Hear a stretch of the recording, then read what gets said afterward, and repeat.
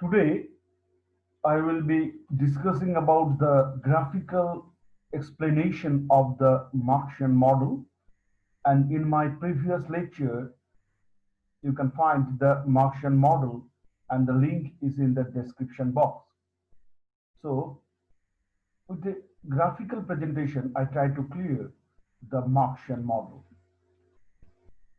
Look, this is the graphical presentation, and here along the horizontal axis, we measure the labor. Along the horizontal axis, we measure the labor, and along the vertical axis, we measure the wage rate. We measure the wage rate. Now, there are three curves.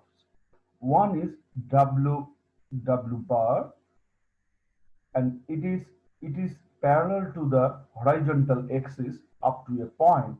Then it has a upward bending.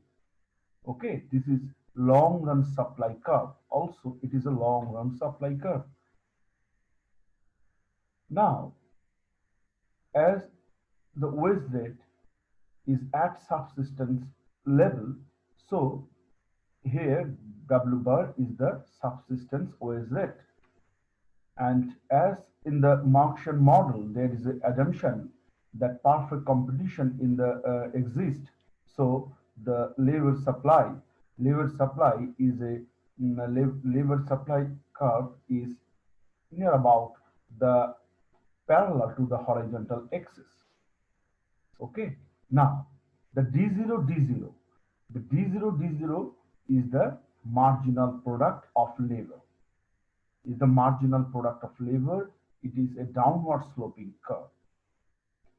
And another curve is here, D1. It is also the marginal product curve of labor. It is, in one sense, D0 is the demand curve of labor, and D1 is the demand curve of labor. What is the difference between the two curves? It is the D1 is more steeper than the D0 curve. Okay. It is more labor saving comparative to D0. D0 is less labor saving, and D1 represents more labor saving. So now look, the at the at the initial stage, suppose the D0 intersect the subsistence was line at E0 point. At E0 point. So OL0 amount of labor is employed, and here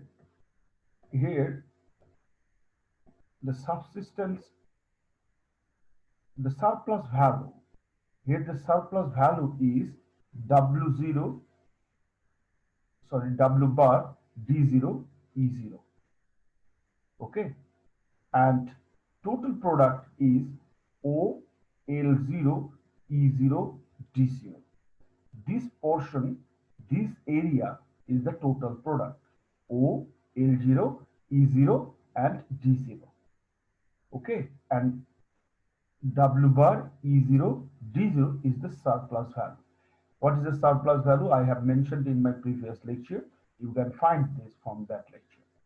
Okay, now, and with the initial capital, suppose the entrepreneur has capital K, capital K1, then with that capital, this amount of surplus value is earned. That is W bar E0 D0. Now, this surplus value is reinvested in the production process, and they are taking the technologically biased equipment, such as the capital intensive equipment rather than the labor intensive. So capital intensive equipment is used. As a result of that, there is a labor saving. So the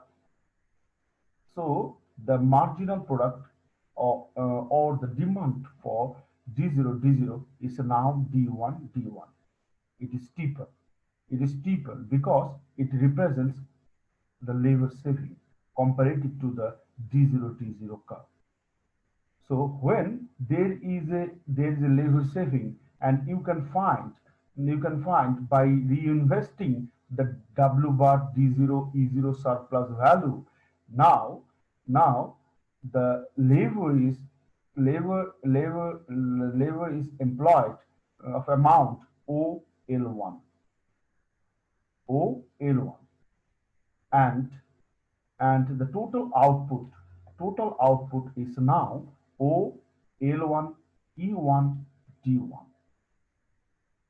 O L1 E1 D1. It is the total output. So involvement of labor is less in proportion to the increase of output. Increase of output. The the number of labor employed in the production process has increased from L0 L1 has increased from L0 to L1, but output has increased from O L1 O from O L0 E0 D0 to O L1 E1 D1. Okay, so in that way there is less labor is employed, and more output is there. And now the surplus value is W var E1 and D1. This amount is the surplus value. So this surplus value is will be reinvested in the production process, and in that way there is a increase in growth. But this process will not continue forever, and there are several reasons. And in this lecture, I try to clarify the Marxian model with the graphical presentation. Okay, and the Marxian model, you can find the link in the description box. I hope with the graphical presentation of the Marxian model, you have enriched your knowledge, and enjoy my lecture. Thank you. Thank you. Thank you very much.